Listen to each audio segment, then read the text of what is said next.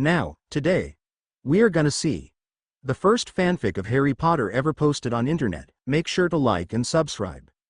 It was the castle in the sky.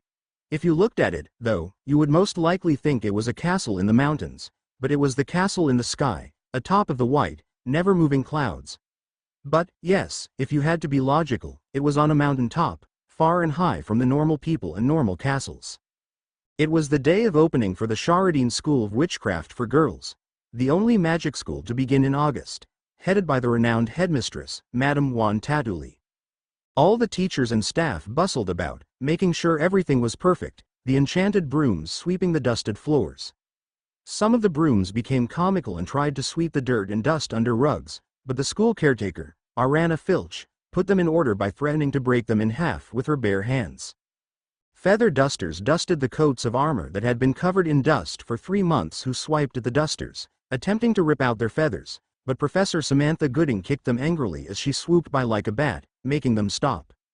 Professor Irwin. A voice called, magically echoing throughout the whole castle. The professor sighed and picked himself up from his desk in his classroom for transfiguration. His black robes swooped across the floor and he hurried through the corridors to the front hall.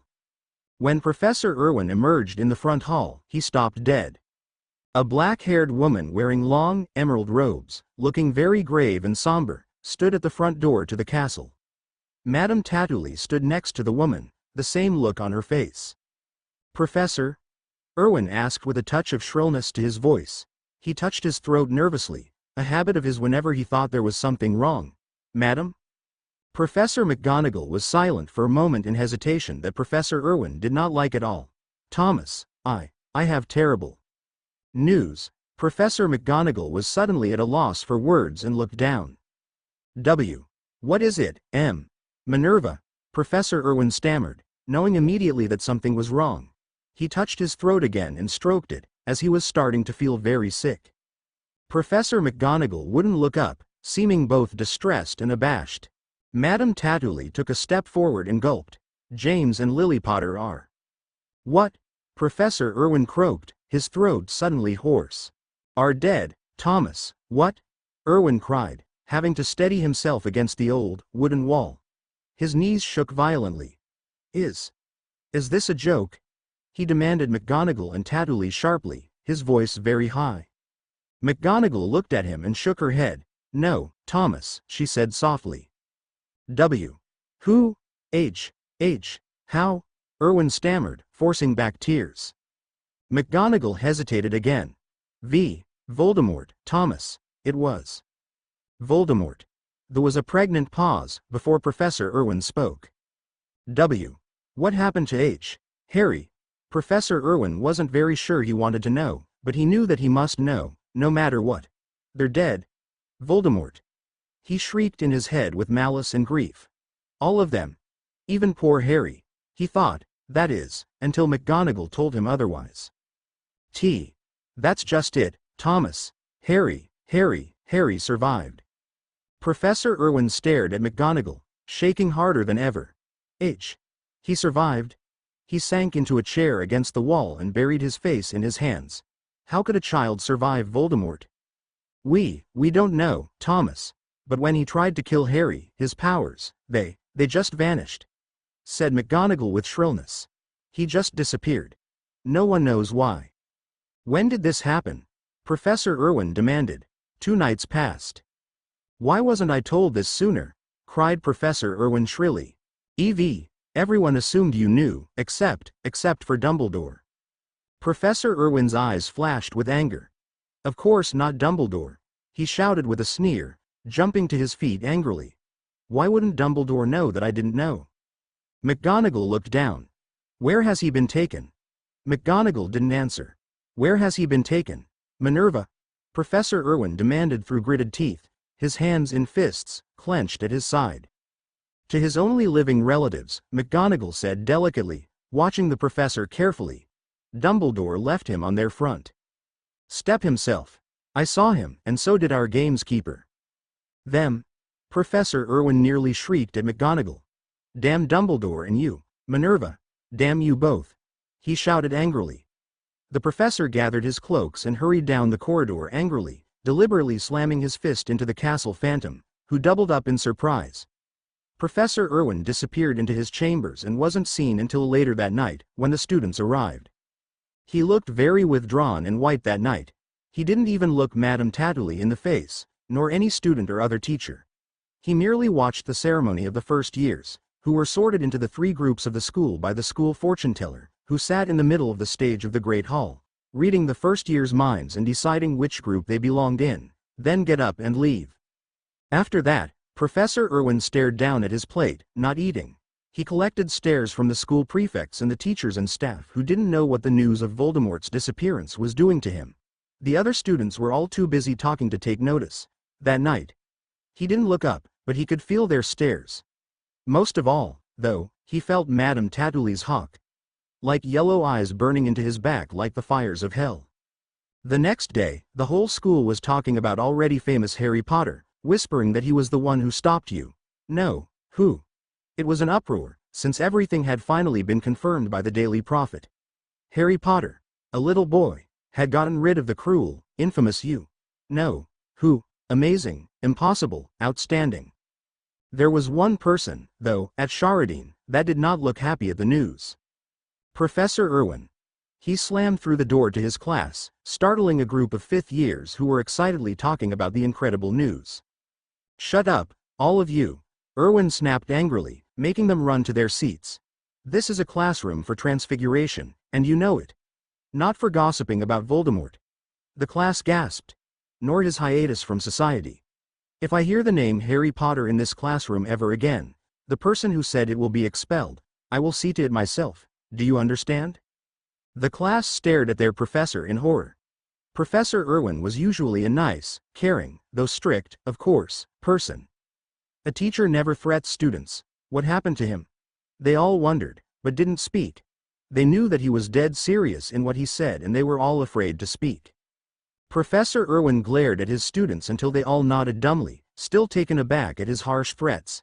Get out your books. He yelled sharply. Page 1. You're back in the real world now, ladies. Deal with it and get on with your lives.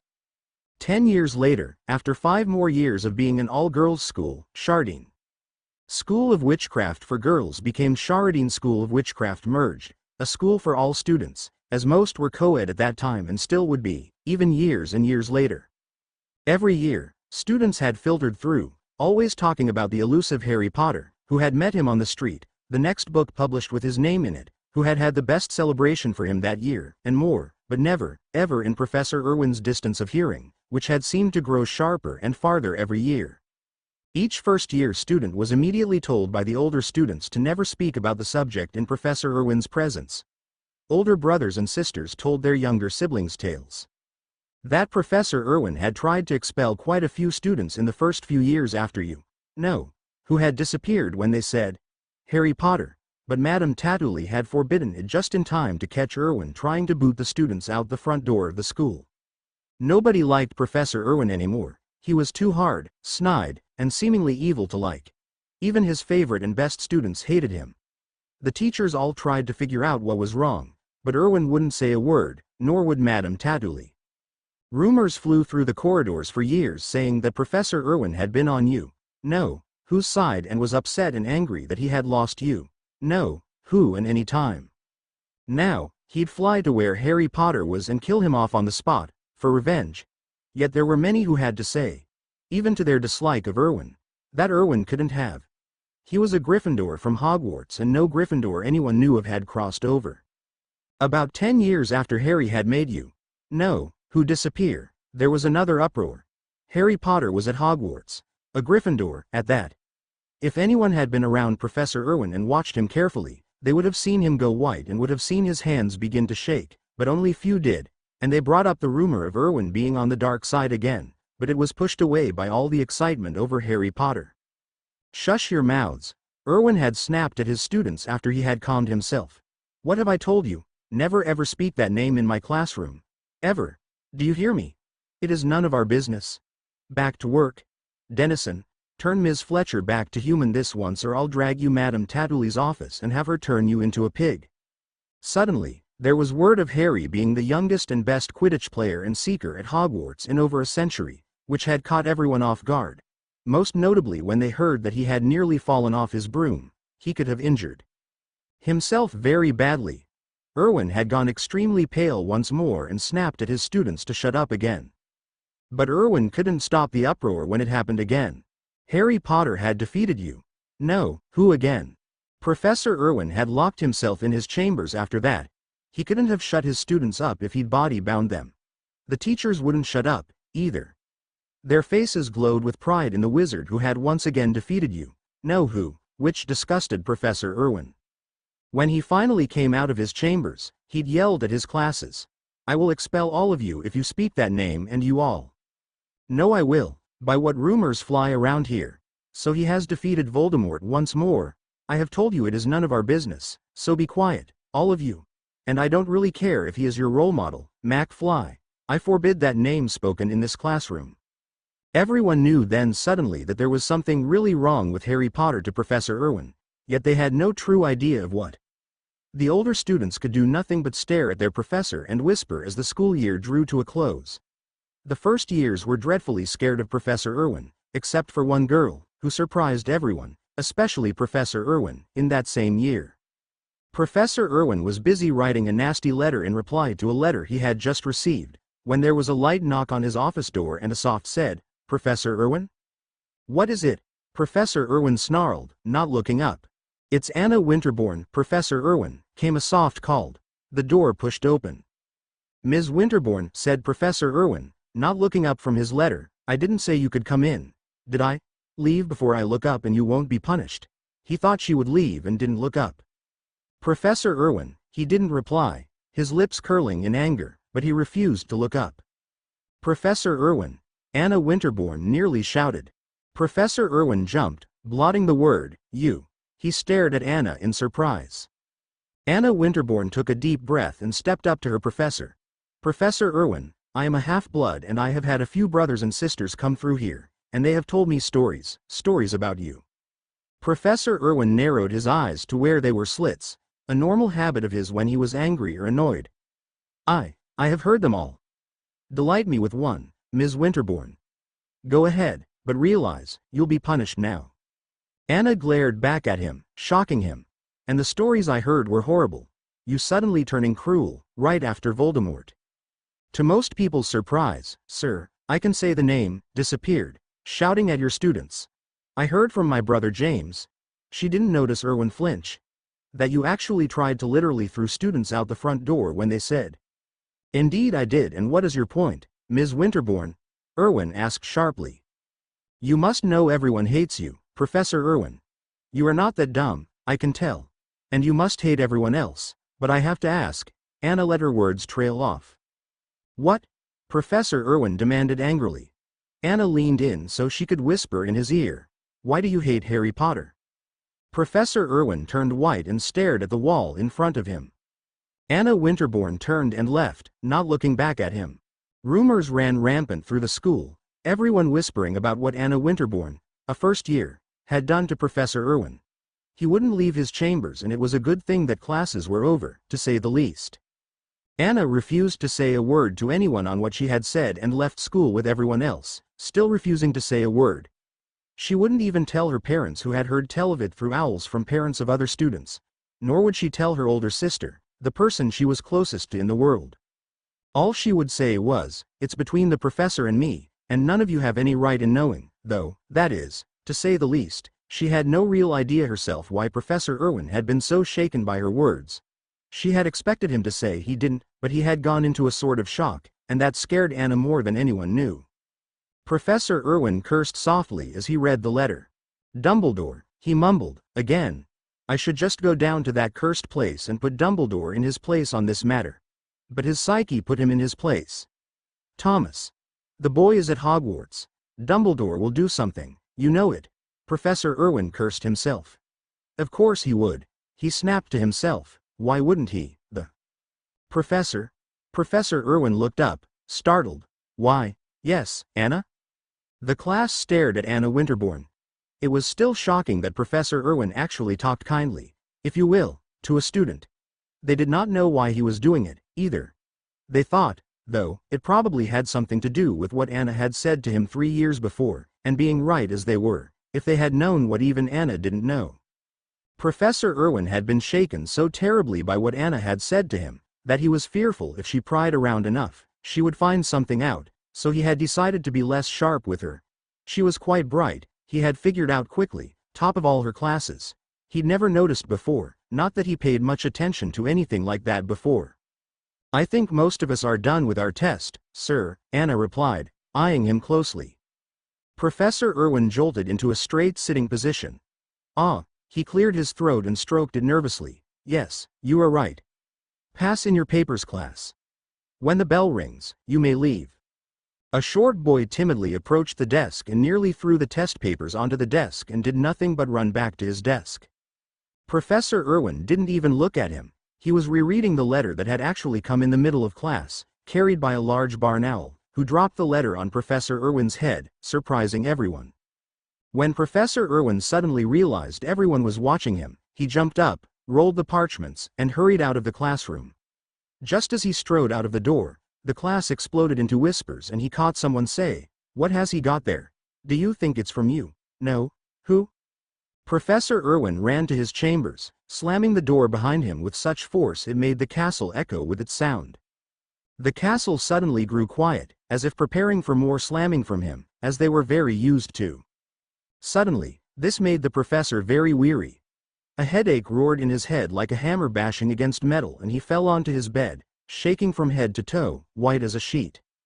The professor woke to the sound of loud, continuous rapping on his door. "Professor?" The rapping that had stopped momentarily started up again. "Professor Irwin?" "What?" Professor Irwin croaked in a low, hoarse voice. There was a pause, then a sharp crack, and the recently unlocked door swung open. "Professor Irwin!" A voice shrieked. It was Madame Geoffrey, head of the infirmary, looking very shocked and worried at the sight of the professor, who knew he looked as worse as he felt. "Madame Tatuli!" Madame Geoffrey nearly screamed, making Professor Irwin's head pound even louder. "Madame Tatuli! I need your help, now, to Professor Irwin's chambers and hurry." The bustling castle stopped dead. "Professor Irwin? What is it, Lorraine?" Madame Tatuli asked in a forced sort of normal voice a few minutes later. Professor Irwin couldn't see her, his eyes only saw blurred objects and he was staring at the ceiling. "It's Professor Irwin, Juan, look." There was an audible gasp from Madame Tatuli. "What happened?" "I don't know," Madame Geoffrey admitted in a soft voice. "He wasn't sick yesterday." "Yesterday?" Professor Irwin wondered groggily. "Have I been asleep long?" "Let's get him to the infirmary." "No," Professor Irwin shouted suddenly, sitting up, making the two women jump back in surprise. "If you do, even try, I'll put a hex on all of you." Any strength he had left disappeared from his body and he slumped back down on the bed. "Do you think he's serious?" Madame Geoffrey whispered.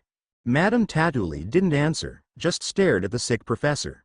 After a moment she said, "I don't know, Lorraine, I just don't know." Rumors flew through the castle like a hurricane about Professor Irwin. Did the letter have a curse in it? Did you? No. Who visit him? Have you heard what he looks like? He's grown scales.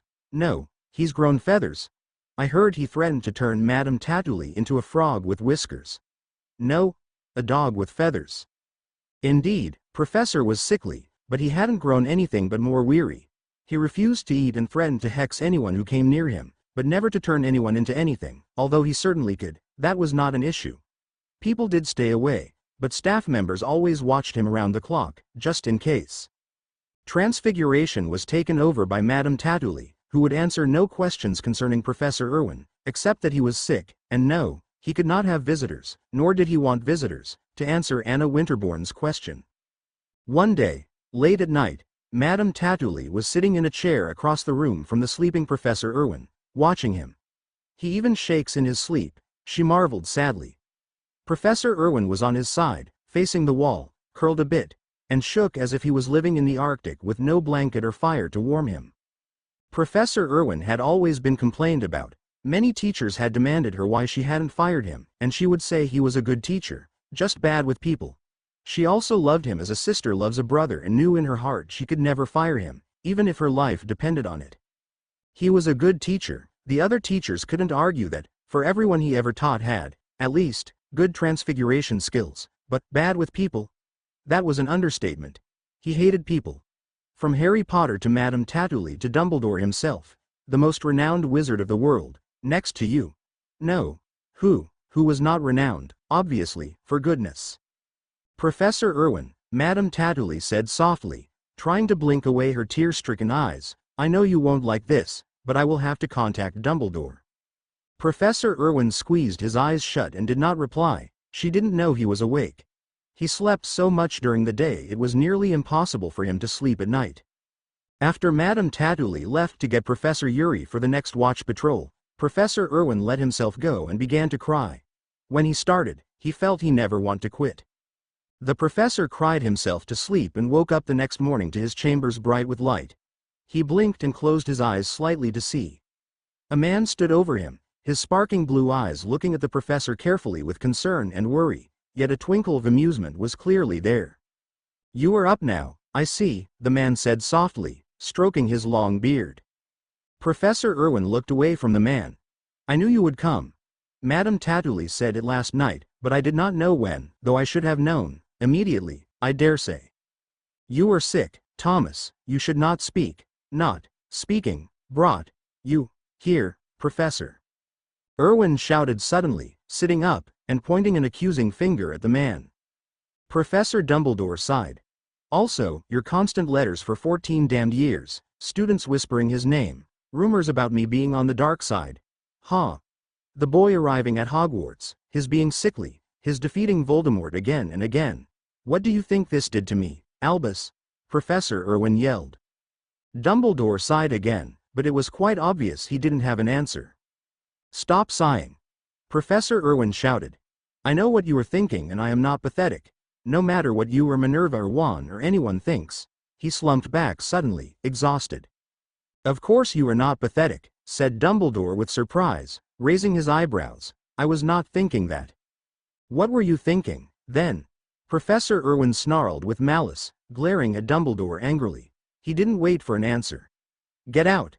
I thought maybe your coming here would be good, but this conversation has turned that around. Get out. No. Dumbledore yelled, surprising Professor Irwin. No, Thomas, he said in a softer voice. You can't ruin your life like you are doing now, Thomas. And why not? Professor Irwin sneered. And I am not ruining my life. Thank you very much, my life is fine. It would be great if you and everyone else would shut up. About Voldemort, Thomas? Asked Dumbledore. About Harry Potter? The professor flinched, but Dumbledore ignored it. Not likely, Thomas. Not likely at all, and you know it.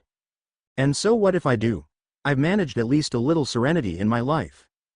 Doing what, exactly, Thomas? Dumbledore asked fiercely. Terrorizing your students to the point where they are afraid to speak in your presence. Afraid that if they speak the name you have dared not utter in 14 years, they will be expelled? Am I missing something here, Thomas? Tell me, what have you managed? Serenity? That's not serenity. That is neglect and fear. Professor Irwin glared at Dumbledore, his eyes turning to slits. Leave me alone, Albus, he said quietly and coldly. Just leave me alone.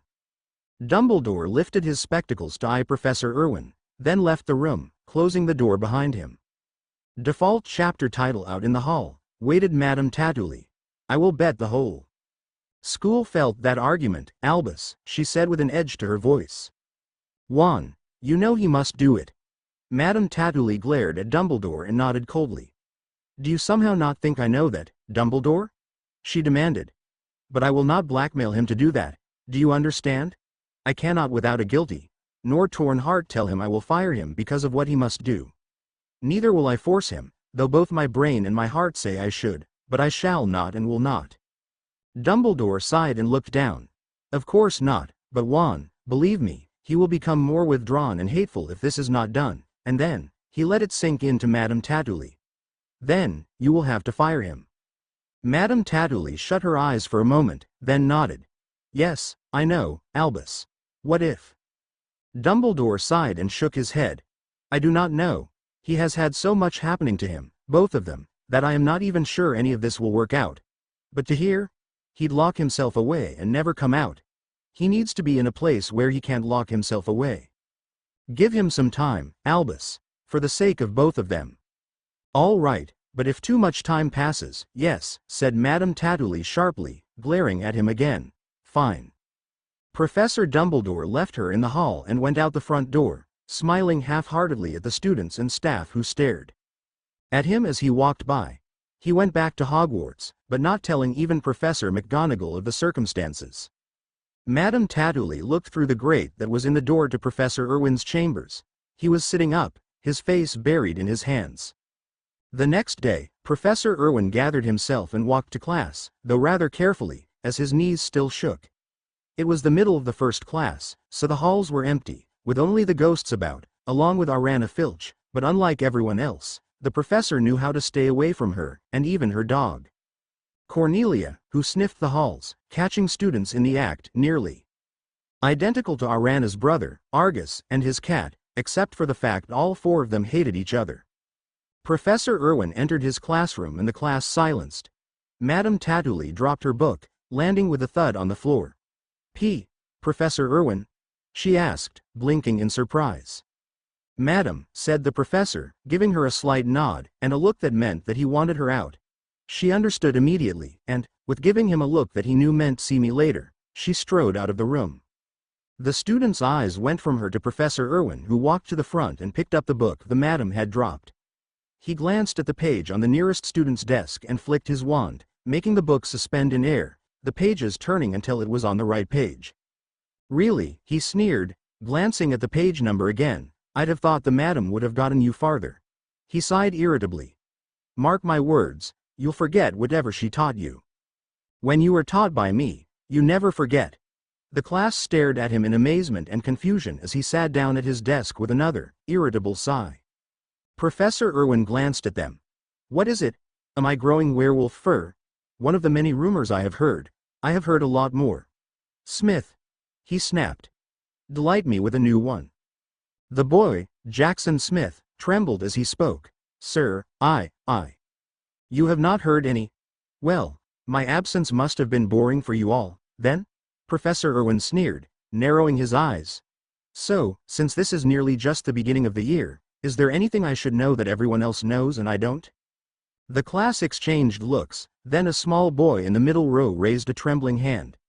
The class stared at him, as if knowing exactly what he was going to say. Professor Irwin raised an eyebrow at this. McCullen, isn't it? Why, yes, sir. What news do you have? The professor asked in a menacing voice. Sir, I am not sure. Whatever is it, tell me, Professor Irwin snapped, making the suspended book snap close and fall to the floor.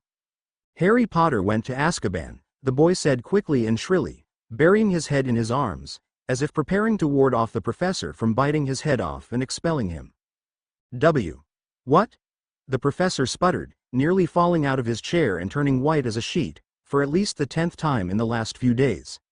His hands began to shake and he grasped the edge of the desk to steady them. Saved Sirius Black, sir, someone said softly. The class hushed and Professor Irwin jumped to his feet. I had not heard that. Thank you, McCullen and you, Ems. Jorgensen, but as I have always said, it is none of our business and we should get on with our lives. He cleared his throat nervously, stroking it once. Now that we have covered the daily news, the professor coughed, on with your work. Whippet. Tell me exactly what Madame Tatuli has been teaching you.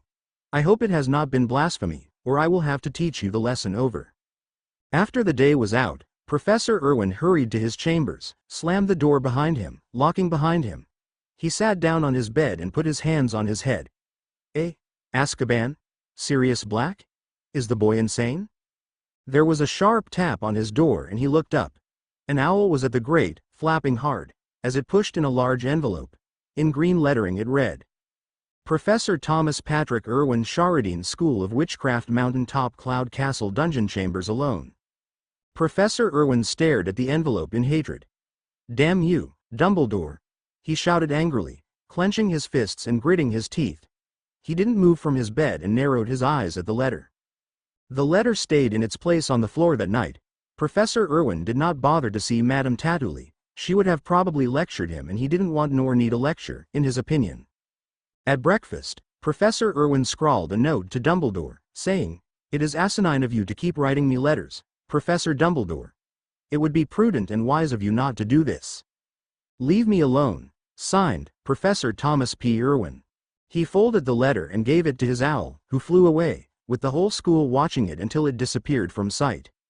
Then, with quick looks at Professor Irwin, they returned to a partially normal talk. After a few days, everything turned back to normal. The students lost whatever pity they might have had for Professor Irwin during his sick days and were back to hating him.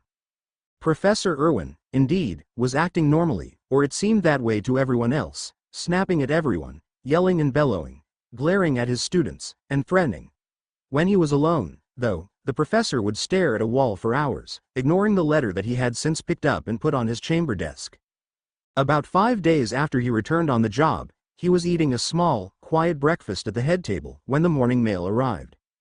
There seemed to be a lot more owls than usual, but that often happened, especially on the day of someone's birthday or something like that. Professor Irwin rarely cared for such formalities. All of a sudden, though, the professor realized the owls were headed toward him. "No!" He shouted angrily at the birds, jumping to his feet, AMD shaking a fist at the owls. "Leave me alone." Professor Irwin pushed back his chair and it slammed into the wall behind the curtains. He ran from the room, nearly tripping down the stairs of the stage, covering his head, as letters were being dropped on his head by the wretched creatures and sliding all over the great hall. The students stared after him in bewilderment. The teachers and staff shared the same looks, except for Madame Tatuli, who cursed under her breath and stood up to the school. "None of you move. Do not touch the letters. Do not speak. Professor Gooding, if you would." Professor Gooding raced out of her chair and began to gather up the letters, snatching some out of the hands of confused students. "Everyone," Madame Tatuli continued, "you will not speak of this matter to Professor Irwin, nor any other matter but transfiguration. You will also not spread rumors of the professor, either. He is under a lot of pressure and he does not need any more of it. Mark my words, if you do any of this, I will suspend you, which will seem like the royal jewels to you when I'm done." The students nodded dimly, sharing looks of fear and shock.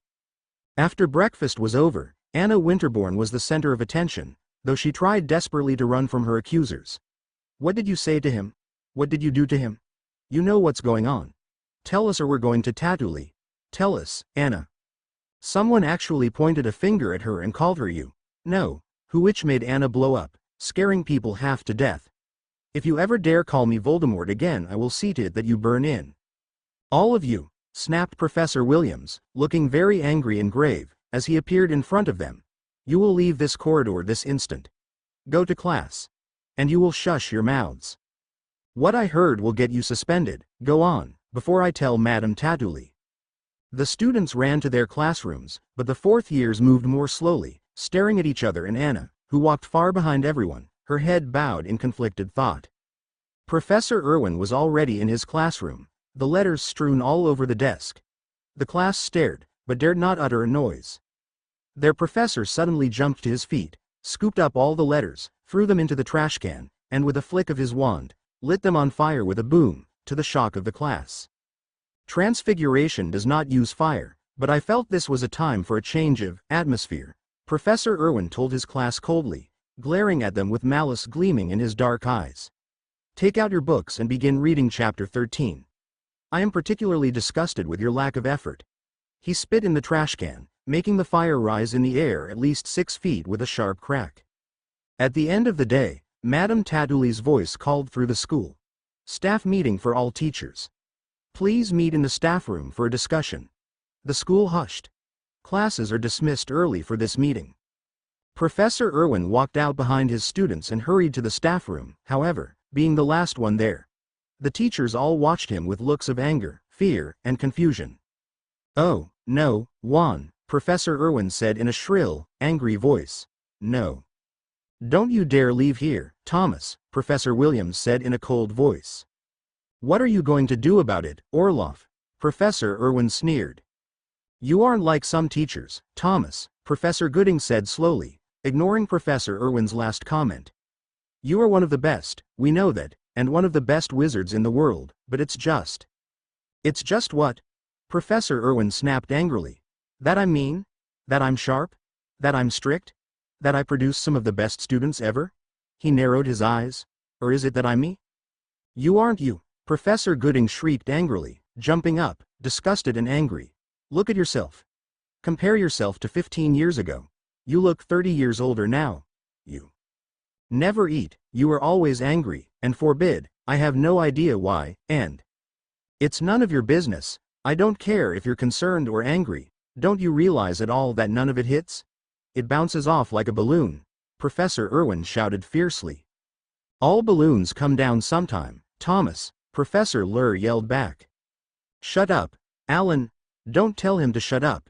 You shut up, screamed Professor Gooding, pointing a finger at Professor Irwin angrily. You are a fool and a crackpot, do you hear me, Thomas? You are crazy. Professor Irwin whipped out his wand and pointed it at his colleagues who leaned back in their chairs and stances, staring in horror and surprise. I am not about to take much more of this. He glared at Madame Tatuli, who had been staying out of the fight, in a corner near the back of the room alone on a rickety old chair. And if you feel the need to fire me, madam, by all means, do it, but realize, that won't change anything. The other teachers looked back and forth at Madame Tatuli and Professor Irwin, searching for some clue in the matter. Madame Tatuli looked away and hugged herself, not daring to even look in the direction of Professor Irwin, who spat on the floor angrily. You think that you will get this out of me, but you won't. You know it. It cannot be done.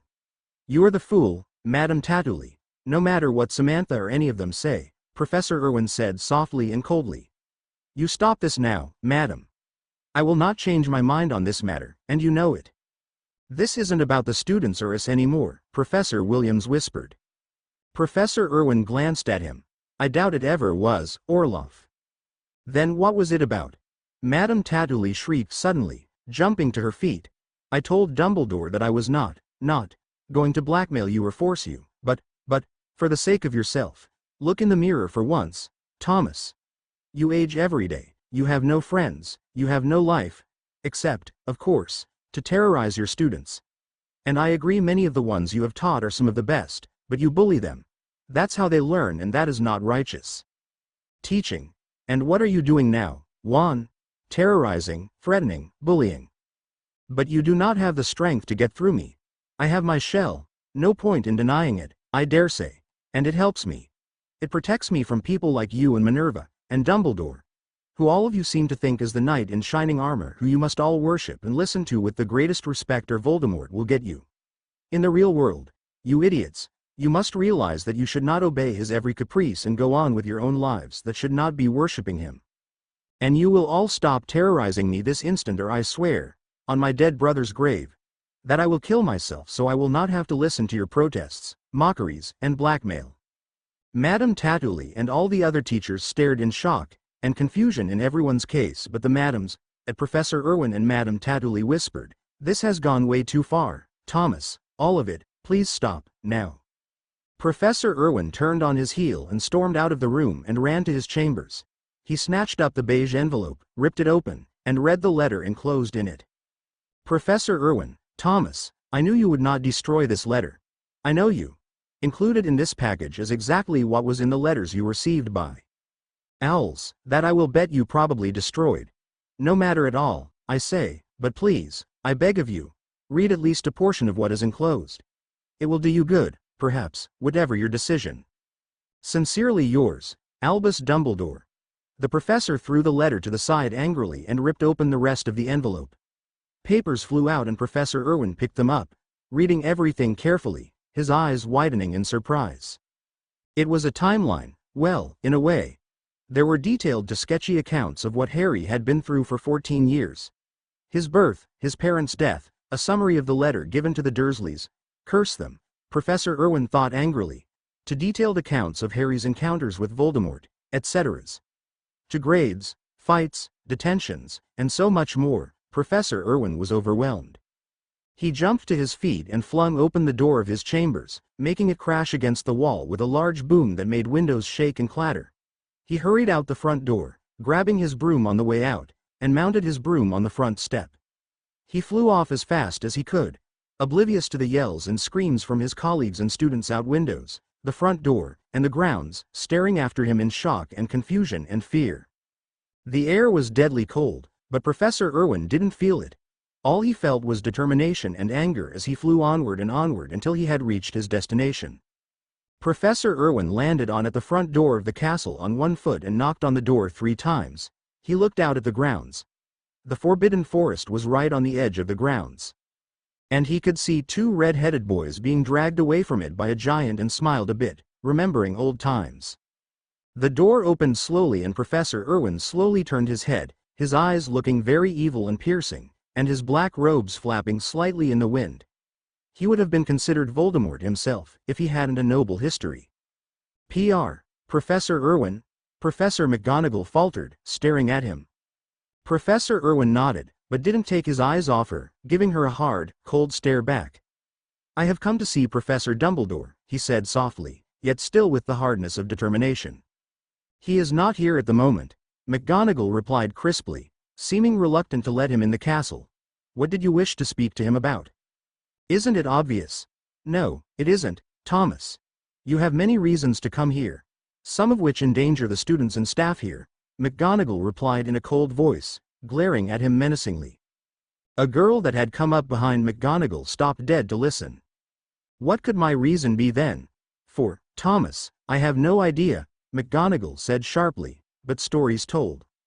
"The stories are nothing like the rumors, Minerva," Professor Irwin cried shrilly. "Thomas, Professor Irwin, I swear to you, when Dumbledore gets back. Do you really think he wouldn't let me pass? Let me see my brother's boy? You have not spoken his name in 14 years, you ingrate!" McGonagall shouted angrily. "Of all the lowest, I thought." "Well, you thought wrong, Professor," Professor Irwin snapped.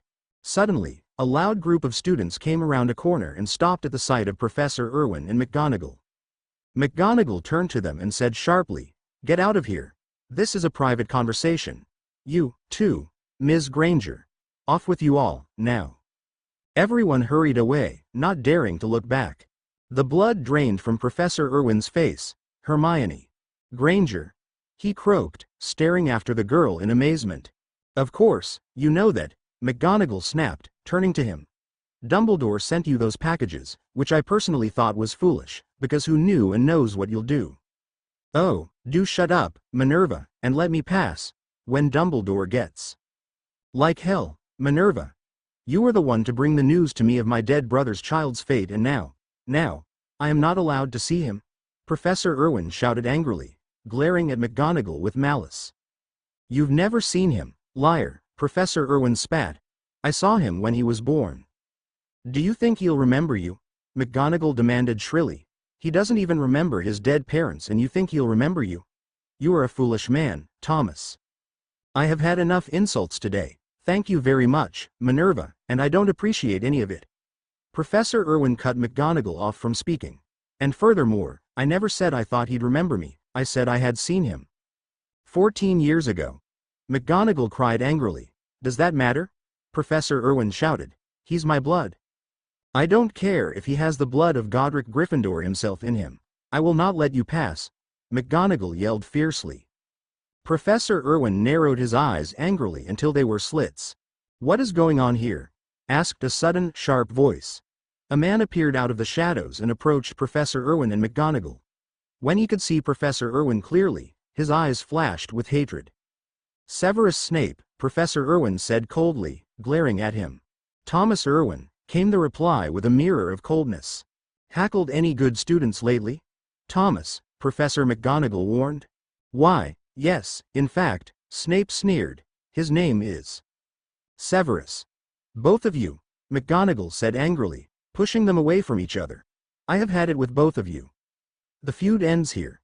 She cut Snape off. "Look, Severus, as long as Thomas is here, the feud ends here. I cannot stand here and listen to you compare notes." "Does that mean I can pass finally?" Professor Irwin demanded sharply. "When Dumbledore gets back, Thomas," McGonagall cried. "I must have said it 10 times now, what is wrong with you?" Professor Irwin narrowed his eyes. "Everything, Minerva." He whipped out his wand and yelled, "Petrificus totalis." Professor McGonagall's arms snapped to her side and she fell onto the floor. Professor Irwin whirled around to Snape, who was reaching for his wand, and pointed his own wand in Snape's face. Ah, Severus. I'll turn you into a toad before you can touch your wand, do you hear me? Snape stared at him in shock, then a smirk grew on his face. What will the Ministry say? He sneered, looking suddenly triumphant. If they ever met you, I'd bet they'd say terrific, Professor Irwin replied snidely. Snape's smile faded and he began reaching for his wand again. Default chapter title: Petrificus Totalis, Wingardium Leviosa, Professor Irwin yelled. Snape's body froze and he and McGonagall lifted off the ground, their eyes wide in fear and surprise. They floated to the ceiling, staring at each other, then back at Professor Irwin, who was sliding his wand back into his robes. I am sorry for doing this to you, you know. Well, maybe not sorry for you, Severus. But you'll be down whenever Dumbledore or another teacher comes around here. I seriously doubt a student will risk your deaths, just by taking off the spell. It would a very stupid student who would do that, Professor Irwin said with a soft chuckle, setting his broom against the wall. And Severus, the reason I have not made you invisible is that I would forget and no one would see you. Honestly, I thought you would have known that. Smart as you are. Professor Irwin glanced up at Snape, whose eyes were wide with hatred and surprise. Professor Irwin swooped away down a hall, then turned down another. He passed several coats of armor and paintings before a figure jumped out in front of him. Argus Filch, his cat at his ankles. Professor Irwin? He asked blankly, expecting a student. Professor Irwin brushed past him. Your sister hopes you are well, Argus, he called over his shoulder. Filch sized up in anger, but didn't move or say anything, because as much as he disliked the professor, he respected and feared him, for Professor was nearly next in line to Dumbledore as best wizard in the world, and most powerful. As he swept through the halls, he came across a flying man. Ah, Peeves. Peeves sneered at Professor Irwin. Fessor Tommy's back at Hoggies? He asked sickly sweetly, leaning in to look at Professor Irwin, a mischievous grin spreading across his face. Professor Irwin smiled coyly. The Bloody Baron's been telling me that he's been quite angry with you, Peeves, he said, acting as if he had been at the school for a while that day and was very pleased about this. Peeves looked at the professor in shock. Angry at Peevesy? Says you displeased him and he's very angry with you. I expect he'll be coming round soon. You'll be hiding, then, I suppose? He seemed very angry, but he might cool off, I suppose. Do his eyes pop out normally when he's extra angry, or just when he's angry? Peeves let out a shriek and flew away, disappearing down a corridor. Professor Irwin chuckled to himself as he hurried to the Gryffindor Tower, stopping outside the picture of the fat lady. Is that you, Thomas? The fat lady squawked, squinting at him. Professor Irwin smiled and nodded. Yes, it is. How have you been, my lady? The fat lady smiled and blushed. Same old, I guess. No new people, except the first years, but they have nothing really to do with me, nor do the older students. Same old. She sighed. It hasn't been the same without you. Was I the only one that actually stopped to have a conversation, then? The nicest one and most handsome, I'll say, the fat lady replied, blushing again. Professor Irwin chortled, stroking his throat. My lady, you flatter me, although my colleagues have complained about my current appearance. Say, how many people do you have behind this beautiful picture now? He asked smoothly, dripping with flattery, though, if you'd asked him, he would have wanted to say he hated doing this to the poor lady. The fat lady swelled up with pride, a smile on her face. About everyone. I think a few prefects are out, and Fred and George Weasley, of course, she said with a sigh, and I think Harry Potter, she didn't see the professor wince, is still out, but I don't know where. Maybe the library. The fat lady smiled again. Why do you ask? Professor Irwin shrugged. Conversation. I'd better be off now. I have a meeting. Have a good day, now. He flashed her a winning smile and hurried away, toward the library, his smile fading as soon as he had turned his back. The library was nearly empty. The librarian had her back to the professor, stacking books in a cart. There were a few students, but, alas, no Harry Potter, as no one was old or young enough, and Professor Irwin hurried out, unseen by anyone.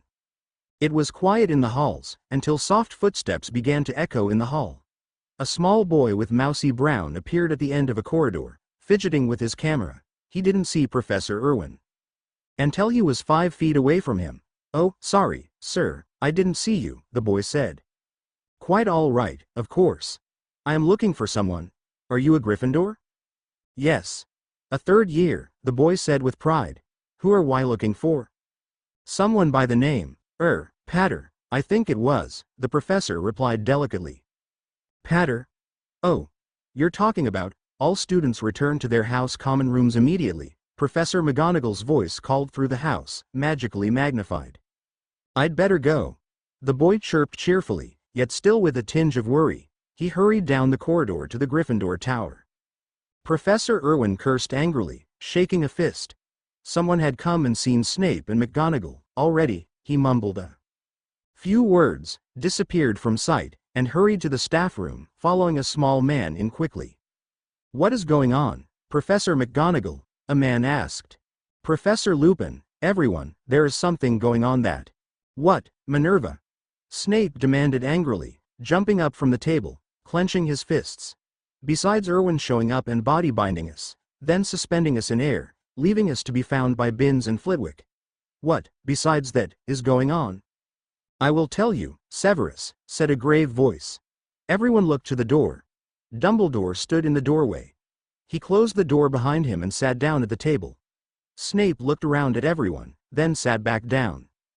"As you all very well know, James and Lily Potter died, survived only by Lily's sister and the Potter's son." Snape's face twitched. "But what you didn't know is this. The Potters are survived by another." The blood from Snape's face drained away. "You don't mean, Thomas Irwin?" All the teachers stared at each other in amazement. "Impossible," Snape continued. "Who is he related to, Dumbledore? That Muggle family?" "Hardly." His angry face became a sneer of disgust, like he didn't believe Dumbledore at all. "Severus, Thomas Irwin is the half-brother of James Potter," Dumbledore said. Snape faltered, nearly falling out of his chair. What? How?" Dumbledore sighed. "Dear me, how?" he said with a bit of amusement. "Well, they had different mothers. Thomas is the older of them." "You are telling me that that I went to school with 2 men I didn't even know were related? And you're telling me, you are, aren't you, that Potter is related to one of the most powerful wizards in the world?" Snape yelled. Professor Irwin leaned in next to Snape. "That's right. Severus," he whispered in a hoarse voice, making Snape straighten in his chair like a board. "My flesh and blood. And he already has a bit of Voldemort in him, too, but you knew that, didn't you? Jealous, are you?" Snape jumped to his feet. "No, I am not, you lunatic." He looked around wildly as if to see where Professor Irwin was, but it was impossible. The other teachers stared at him, until he hissed, "He's here."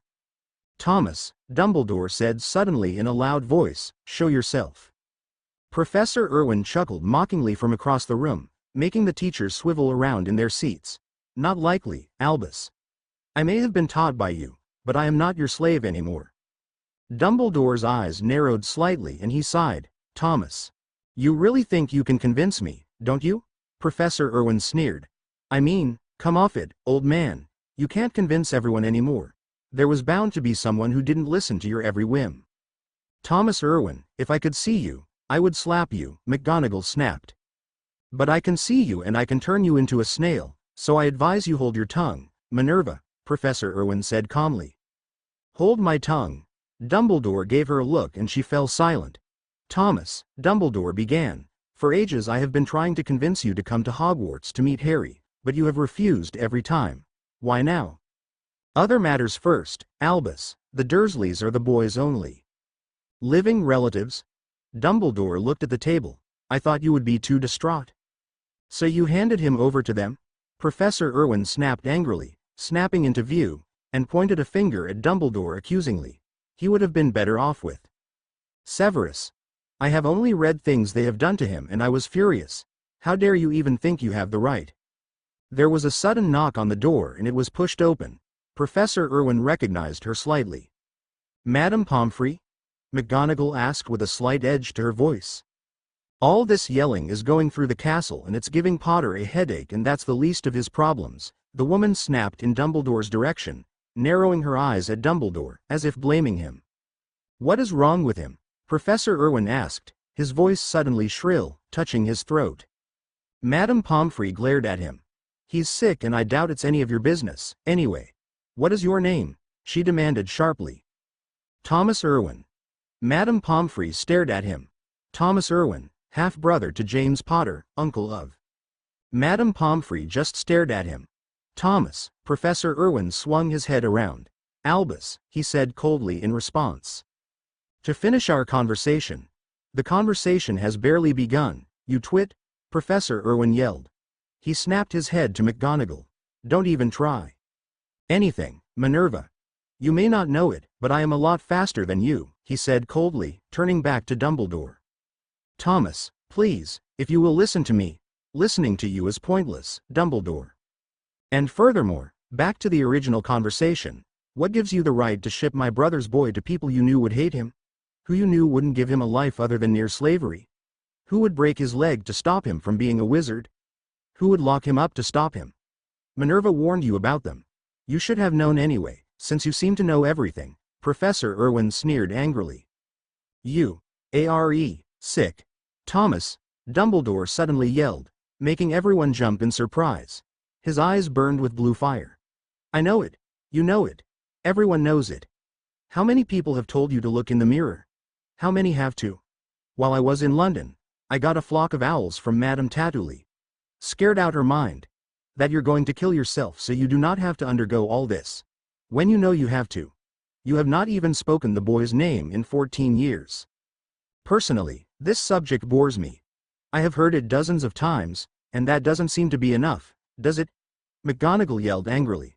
"For 14 years, you have not spoken Harry's name. You forbid your own students to say it in your presence. Everyone knows, Thomas. It's not like nobody doesn't know. How daft are you? Suspicions of you being on Voldemort's side have run rampant through the Ministry for years, and they didn't connect you with being related to Harry at all. Because no one ever thought to. They all thought James Potter was an only child and they were wrong. And come off it, Minerva, you would like to know why these people are so stupid, too." Professor Irwin yelled. "They still don't know they're wrong. They all thought we were in no way related, maybe because we never had time to actually be together after we left Hogwarts, and even then, people didn't know we were brothers, except for Lily and you, Dumbledore, of course. And me being connected with Voldemort. Huh. That's a laugh. The only thing I see being as connected is that we all looked alike. If you lined up pictures of the three of us, you probably couldn't tell the difference." "What does that matter?" Snape shouted suddenly. "Look, Thomas, you, James, and I feuded for years and I could tell the difference between you both. It was easy. And even if I had known, despite your looking identical to each other, I still would have been able to tell the difference. You were hard, James was brave. That's the difference between you and your brother that made you so apart, don't you understand it all? So what about comparing the difference between Voldemort, my brother, and I?" Professor Irwin sneered, though he was penetrated by Snape's words. "One's brave, one's hard, one's evil. If you had that kind of philosophy when we were kids, Severus, why, you might have been head boy." Dumbledore cut Snape off from snapping back. "The thing is, Thomas, you never wanted to see Harry. I have pelted you with letters for years, you always had a snide comment to make, you sent that howler on me few years back. That scared the bats out of the rafters, all right," McGonagall muttered dryly. "You terrorized your students, colleagues, and friends, and never once did you ever write or say the name. Harry Potter." Professor Irwin bellowed, shaking the room. "Is that it? Is that what you wanted me to say? Harry Potter? There. I said it again. Or do you want me to parade down Diagon Alley or the middle of London screaming, 'Harry Potter, Harry Potter'?" He demanded coldly. "Because if you do, I'll do it, Albus. I'll do it. I'll follow your every whim, dear old Dumbledore, the bumblebee, sir. And what do you think all your letters, a little girl asking why I hated him so, his name, his injuries, his triumphs, and his history did to me, Albus?" Professor Irwin demanded, tears suddenly forming in his eyes. "I have asked you this before and that is something you obviously don't know." Default chapter title. The teachers and staff in the room stared at him. He snapped his fingers and he disappeared. "Maybe it would be better to die than to go through this," he said softly before he disappeared out of the room entirely. Professor Irwin reappeared in a dark hall and fell into a chair next to the wall, exhausted, emotionally and physically. He set his back against the wall and closed his eyes. Maybe they are right, he said to himself miserably. I haven't spoken or written his name in nearly 15 years. I have forbidden his name spoken in front of me. Look what I have done to myself. What would the boy say if saw me? If he learned everything about me, what would he do? He would hate you, that's what, Thomas, he snarled to himself, making himself feel like an entity of failure. The professor, the man, the entity, whatever who wished to call him, picked himself up, and, knees shaking, dragged himself to the infirmary, invisible as the air around him on the outside, and on the inside, as well. When he reached the infirmary, Madame Pomfrey was guarding the door, barring Dumbledore from passing through it. This is foolish, Professor. He's in here for mild illness, not major. Heartbreak. Madame Pomfrey, this is important. He will have to find out sooner or later, Dumbledore replied with a sigh. Madam. Oh, all right, Madame Pomfrey said, moving away from the door and opening it. Give us some privacy, will you? Dumbledore asked her as he walked through the door, neither one knowing that Professor Irwin had slipped through the door behind Dumbledore. Professor Irwin had to sit down on the chair next to the door when he saw Harry. He was laying in bed, rubbing his throat, drinking water. He only looked up when Dumbledore cleared his throat. Professor Dumbledore? Harry asked, surprised. Dumbledore smiled. Hello, Harry. Not well, are we? Harry coughed loudly. I'm okay. Madame Pomfrey says I just need rest. Harry, I've come to talk to you about something. Professor Irwin suddenly felt a shock of strength, jumped to his feet, and stuck his wand in Dumbledore's back. Don't you even dare, Dumbledore. If I have to, I will kill you, Professor Irwin whispered into Dumbledore's ear. Believe me, I will. What is it, sir? Harry asked, a look of concern on his face. Dumbledore hesitated and Professor Irwin dug his wand harder into Dumbledore's back. Never mind, Harry. You have your rest.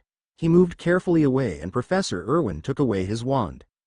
If you dare ever tell him, Albus, Professor Irwin whispered to Dumbledore, or let anyone else, I'll kill you, and whoever said it, if not you. Do I make myself perfectly clear? Dumbledore walked out the door, leaving it open on purpose, and Professor Irwin heard him whispering to Madame Pomfrey, who let out a muffled gasp as Dumbledore advised her not to breathe a word, for her own safety. Professor Irwin took one last look at the bewildered boy on the bed and disappeared. He reappeared in the front hall, took his broom, and flew out the front door, bound back to Sharadine. When he arrived, the school was empty, or rather, as quiet as empty. The students had deserted the hallways, meaning they were probably in their group lounges, being talked to by a teacher or whispering amongst themselves about Professor Irwin. Professor Irwin walked in the staff room, finding the entire staff in there, looking extremely grave. Well, he said, raising a sardonic eyebrow. What brings this warm welcoming? The staff turned their stares to Madame Tatuli. You told them? Professor Irwin sputtered, dropping his broom. No, Thomas, I didn't, but I nearly did, Madame Tatuli said coldly. Well, even if you had, it would probably had been no matter, as Dumbledore took it upon liberty of himself to tell his staff. Gave them quite a nasty shock, I will say, especially Severus, Professor Irwin said, smiling a bit. So, you were at Hogwarts, Madame Tatuli said, folding her arms, did you? No, Professor Irwin snapped. Of course not, Juan. Not with Dumbledore and Minerva and Severus ramming it down my throat. And personally, Juan, I don't think this is any of your business anymore, not that it ever was. Madame Tatuli pressed her lips together, but did not say a word. Professor Irwin nodded at her and left the room, snapping his fingers sharply so his broom would follow him. Professor Irwin, called a desperate voice. The professor whirled around in surprise. Anna Winterbourne came running down the corridor toward him. Ms. Winterbourne? He asked. Anna grabbed the sleeve of his robes, as if to make sure he didn't run. Professor Irwin, I know something is wrong. I don't deny it. Something has been wrong and I feel as if I've caused some of it. No, Anna, Professor Irwin said softly. It's not your fault. It's mine. He sat down on the floor, suddenly tired, and he buried his face in his hands, suddenly overcome with suppressed grief. Anna crouched in front of him. "Professor Irwin, what have I done?" He wailed in anguish, not really talking to Anna. "What will he think when he learns?" Professor Irwin yanked at his hair. "What?" Anna asked, her eyes widening. "Who? Harry," Professor Irwin yelled mostly to himself. "What will he think when he learns that his uncle, who he has never known, is a sick, crackpot old fool? That he did not speak his name for years? That he shunned thinking about his brother and sister in law, bullied his students, scared his colleagues, terrified any friends he had left all over him?" Anna stared at her professor in shock. "Harry Potter? My half-brother's boy. I never saw him. I never spoke of him as my blood. I always spoke of him as being impotent, almost as a monster. Oh, what will he think?" Professor Irwin cried in sheer panic. "Professor! Professor!" Anna yelled in his face, grabbing his wrists and shaking him. Professor Irwin stared at Anna. Anna breathed harshly as she looked at him. "You are telling me that James Potter is your half-brother?" Her professor nodded silently. "And that you have not spoken Harry's name for years? You have been like you are now, because of some sort of grief." Again, he nodded, realizing that Anna understood his pain, at least, a small part. "Professor," Anna said softly, "then, I must ask, why have you never spoken his name? I understand that you are angry, perhaps at Voldemort, perhaps at your brother, perhaps yourself. But why you never spoke his name, why you terrorized us, your students, and everyone else, why you shunned him, Harry, out of your life, is a mystery to me." Professor Irwin gulped and shut his eyes for a moment, in thought. "You are the only one who understands at least a little of my pain, Anna, and that amazes me," he began. "Not even the wretched person people call Albus Dumbledore knows any of my grief, of why I act the way I do, or of the pain he has caused me. In my younger years, around your age, my brother, James, and I were at Hogwarts together. I was a year older than him, so I was there first, of course. I knew everyone, but I stuck to my studies a lot, preferring to not speak of my family history. My real mother was dead, and when I was old enough, our father told me that she was killed by Voldemort, which caused me to hate and respect Voldemort maybe more than anyone at the time, and at the time, everyone was scared of Voldemort. They didn't hate him or respect him. Their fear kept them from any of that. In any case, when James arrived at Hogwarts, I had little time for him, which made us grow apart, as I was driven to my studies, and he to other things, making us have little in common. No one really knew we were related, not even Severus Snape, who we both loathed and feuded with for years. And soon, I was overshadowed by my brother, as he saved Severus's life. Then I left Hogwarts, and was soon forgotten there, until I rose in our world as being one of the youngest and best wizards around, and the Ministry itself never connected James and I together. Our father and James's mother were dead, so no one was there to say anything, and James and I rarely spoke, so who was there to? The last time I saw James and Lily was when I heard Harry had been born, through an old acquaintance, Dumbledore, of course, Professor Irwin said, clenching his fists. "I went to their home in Godric's Hollow. I was surprised. No, amazed. They were so kind. I have always laid a grudge against James for never setting the record straight about us, although I should have done it myself, but it was amazing how welcoming they were. Lily was as beautiful as I had remembered her, and James happy as ever. The match of a lifetime, they were, those two, and their boy, Harry. He looked amazingly like James and I, but he did not have James's eyes or my dark bluish green. He had Lily's amazing bright green. When they died, my heart broke. I felt as if any life I had was crashing down around me. My friends didn't matter, my students, my colleagues, or my magical history. Nothing. I was so angry when Professor McGonagall came 2 days after they died and told me, especially when I was told where Harry was. I have seen those muggles. Bloody, ruthless characters, they are, indeed. And then, everyone talking excitedly about Harry, bore into my heart like a nail into wood. These students had no feelings for Lily and James, and they had produced this boy, their savior. They didn't even care about them, nor did anyone ever at least show the slightest mercy or benevolence for their deaths. No one ever has. Then, a few days after I was told, the letters started. All from Dumbledore, who always knew everything, so of course he knew James had been my brother. There was always the letter on Harry's birthday, or James's or Lily's, and on mine. A fine present for me. I burned them all. They all said, Thomas, you must stop this. Tell everyone. Have a good day. Have a good day, my foot. Dumbledore has always provoked me since I was at Hogwarts. I don't even care now that he is the best. I hate him. I think I always will. And, of course, letters came when Harry came to Hogwarts. Professor Irwin sighed. It said, Harry has now arrived at Hogwarts, Thomas. It is time. Time for Dumbledore to think he was right again. Yes. Well, he was not. He thought I'd come and I didn't, the fool. Then, of course, there was the uproar of Quidditch, then his injuries, then his defeating Voldemort twice, and so much more.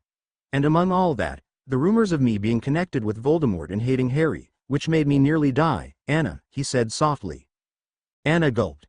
Sir, I didn't know. Professor Irwin shook his head. No, of course not, nobody did. Of course, then, I got sick, I guess, after reading a letter from Dumbledore, saying Harry is doing well. He has many friends, his grades are up, but I will bet he would like to know that his father had a brother, and then, everything seemed to hit me and the world spun for days. Then, you came back and had an argument with Professor Dumbledore and then the other teachers, Anna said slowly and carefully. Professor Irwin smiled weakly. I assume you heard it, then? We all felt it, sir. Every argument is usually felt, and you're slamming around, yelling. It's normal to everyone, Professor Irwin. I shan't say you don't know that, said Anna. Well, of course, I know, Professor Irwin said. It's normal, That's another thing that got to me, and I suddenly raced to Hogwarts the other day, determined to meet Harry face to face. Wasn't McGonagall surprised when I showed up, mused the professor with a small smile. Severus Snape, too. And I rather surprised them, I think, when I body-bound them and made them float in the air. Anna stared at him and Professor Irwin chuckled softly. I did not injure them, if that's what you're thinking, but they wouldn't let me in the castle and I was determined to get through. I went to the Gryffindor Tower to find out where Harry was from the fat lady, a picture that would know. She wasn't much help, though. Suddenly, while I was talking to a student trying to find him, there was a call for all students to return to their common rooms, and I knew that Minerva and Severus had been found, so I hurried to the staff room. Professor Irwin sighed. I know this is a long story, Anna, so I will just say there was a fight and I headed home, or rather, here. Anna looked at her professor in astonishment, then chose her words carefully. Professor Irwin, sir, you can tell me this, but you cannot tell your own flesh and blood? The next day was a rather quiet one, to the shock of the students. The teachers tried to act normally and pulled it off on the students. Professor Irwin being reserved and silent, though this was a normal behavior of his. Everything seemingly back to normal. Normal, that is, until lunch. Professor Irwin was walking to lunch, through the front hall, when the front door opened and a man walked through. The professor stopped dead in his tracks, causing students behind him to crash into one another. Cornelius Fudge and two others. Professor Thomas Patrick Irwin, Fudge called, spotting the professor, making the students all stare at their professor, including Anna, who had no idea what was going on, along with the rest of them. I have come to put you under arrest for the threat of the murder of Albus Dumbledore. The crowd gasped. Come quietly and like hell you will arrest me, Professor Irwin shouted, running back the way he came, shouts of alarm echoing after him. The professor ran to his room, snatched up his broom, and disappeared with a loud crack just as Fudge and his officers scrambled into the room. The professor appeared on the far edge of the Charadine grounds. He mounted his broom and flew away, not even taking a look behind him. Charadine was suddenly merely a dream to him, a spectacle of his imagination. Everything was a dream now, except for Harry Potter, who stuck out in Professor Irwin's mind like a nail stuck in his hand. It hurt and he could not pull it out without leaving some sort of guilt in him, that would injure him more than leaving the nail in its place. As he flew and flew, he began to cry and feared he'd never stop. Professor Thomas Irwin flew to a forest far from anyone's prying eyes and lived there as a hermit for 5 years until he died of what some people would call heartbreak and misery. It was years and years before someone hunting would find his body, and an unnamed gravestone would stay beside the shack he lived in for a while before the forest burned. When Harry turned 25, a woman his age with better knowledge would appear at his doorstep and hand him a letter, then walk away, disappearing at the end of the walk. What Harry would find in the letter would make him bury his face in his hands and cry, blurring the ink of the letter. But he would remember the words for the rest of his life, knowing he would never forgive his uncle, but still have a love for him, as he was his flesh and blood. Author's note. I know this story was a little weird and the characters a little off, but I am a person who likes dramatic sequences in stories. I wrote most of this story in about 5 days, totaling a little over 34 pages in all. It was originally going to be something totally different and unrelated to Harry Potter, but it obviously didn't turn out that way. I had always wondered about another relative that Harry might have, just being either hidden or unbeknownst to most. Also, I slipped in slight notes of propriety, suitability, in my opinion, of how Dumbledore seems to deal with things, like he thinks he is right most of the time or everyone will listen to him. That's something that started bugging me a while ago. For a note, I wrote this before I read Prisoner of Azkaban. As of September 4th, I still have not, and this is dated after that book, so if I messed up a little and you think Professor Lupin would have been more into the conversation, well, I didn't know his personality or anything besides his name, Remus, I think, which, by the way, I think is derived from the brothers Romulus and Remus.